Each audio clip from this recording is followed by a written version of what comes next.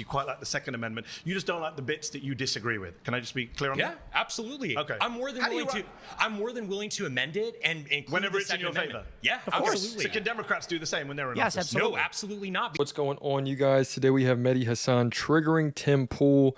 Tim Pool is out here just getting his panties in a wad, listening to Mehdi Hasan. Let's get into it. In regards to the Constitution is a document that should seek to serve us. Yes. And when it fails to seek to serve us, that can be amended. Laws can be changed. And quite frankly, the fact is, we're defending things in this country that shouldn't be defended. The First Amendment should not defend pornography and making children and women be victimized. Making women and children be victimized as a result of that. I think things like blasphemy shouldn't be allowed per the First Amendment. I think that, quite frankly, there are a lot of legal processes that are enabling criminals and bad people to fully enact their will in this country in the name of the Constitution or following the Constitution. So, quite frankly, if Trump is anti-Constitution, good, and I think he should go further. So this is wonderfully revealing of the modern conservative mindset, so I appreciate you spelling it out. It's one guy, Mehdi, revealing of the modern conservative mindset because you debated one guy. Calm down. It's a sophistry. Openly. Just checking, do you support the Second Amendment? I do. Okay. Surprise. I was shocked to hear that. I'm saying that Donald Trump is defying the First Amendment, the Fourth Amendment, the Fifth Amendment, the 14th Amendment. He's thinking of defying the 12th and 22nd Amendments. You're saying you don't care about the Constitution, but actually you do because you quite like the Second Amendment. You just don't like the bits that you disagree with. Can I just be clear on that? Yeah, absolutely. Okay. I'm more than willing to amend it and include whenever the it's in your Second Amendment. favor. Yeah, Of course. absolutely. So can Democrats do the same when they're in Yes, office? absolutely. No, absolutely not. Because you don't it's the believe in friend enemy. democracy? No, I don't. Absolutely not. What do you believe in? Autocracy. By who? Honestly, quite frankly, anyone who is in line with Catholic teaching. Donald Trump is not Catholic. Of course, he's not. I completely agree, and so that's you part of support the problem. Trump? You don't support Trump? No, I don't. I didn't even vote for him. I wrote in like John Pork or someone. I can't even remember. Why did you vote if you don't believe in democracy and you want autocracy? Well, because Look at Mehdi Hasan just snapping. He's like, wait, what do you mean you don't support Trump? Because the guy's a freaking joke. And like, you even notice this, Tim Pool, everything that he's saying whenever he's saying, no, I don't believe in a democracy. No, I don't think the Democrats should do the same thing. You're literally sitting here disagreeing with this guy. That's why he's a joke. And it's really, hey, look, it's one guy who is saying his take. And yes, I don't agree that he represents all the conservatives. But whenever you have everyone in that room clapping and egging him on as he's out here just spewing like, oh, I think I'm better than you. Oh, sorry. No, I'm not better than you. The Catholic Church is better than everyone else. Sorry. Yeah. I couldn't say I was because then that'd be egotistical. And, then I would actually have to face repercussions and, then I would look a little bit crazy. But if I say that what I believe in is the ultimate truth, then I can really get that off. And it's a lot easier for me to just completely power trip. I saw this really funny moment where this liberal guy posted a clip from Nick Fuentes. And he was like, the MAGA crowd is losing it over Trump. And I was like, bro, Nick Fuentes said don't vote for Trump. Do you know anything about what Nick's opinions are? It's not one-dimensional, dude. But these people can't wrap their heads around the fact that there are other political factions at play, and there are many on the right who don't like Trump. They love to run this line.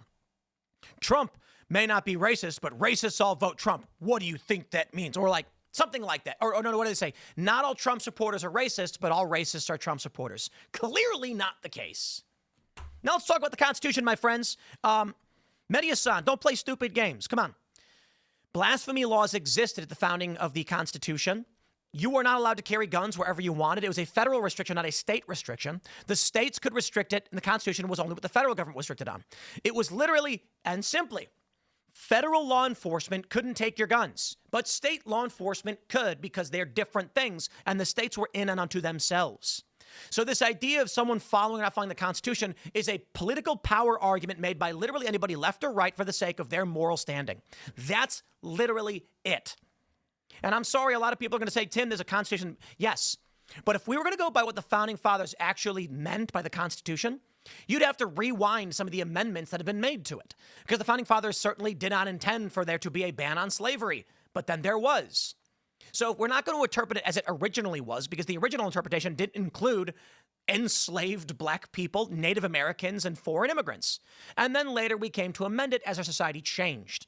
That is, the Constitution always changes, and what is determined as following the Constitution is There's a broad swath of actions Trump can take, notably challenging an election, for instance. He's allowed to do that.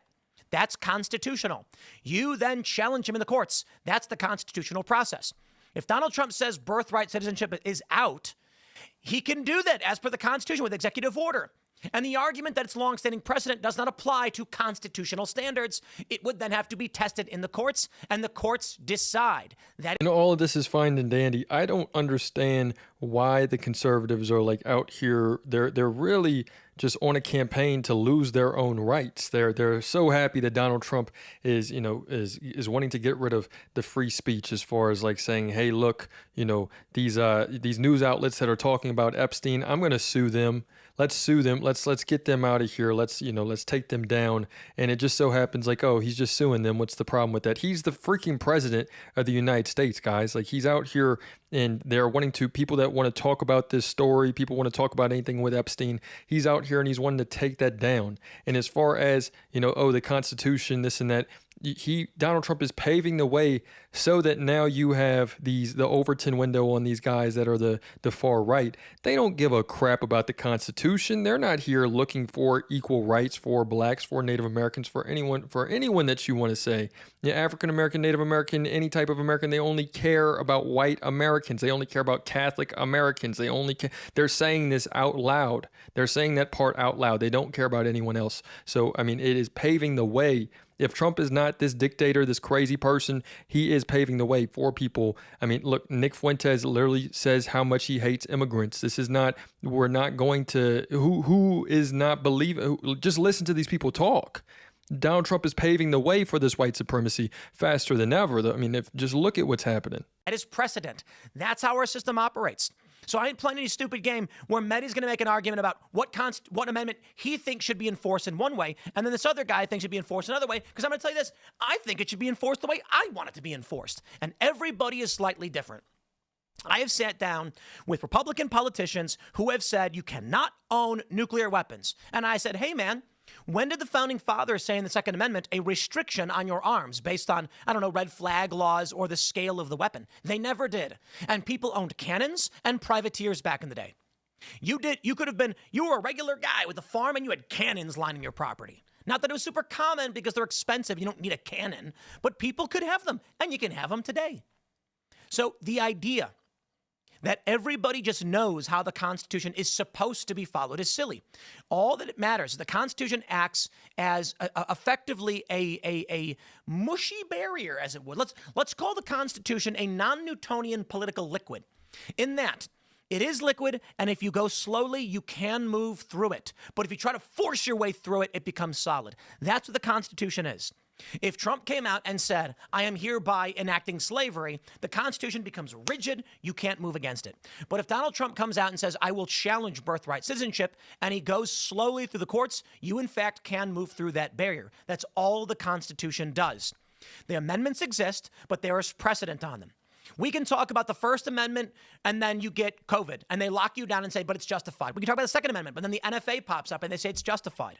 So tell me when and where anyone ever followed the Constitution to an absolute mathematical interpretation. It does not exist.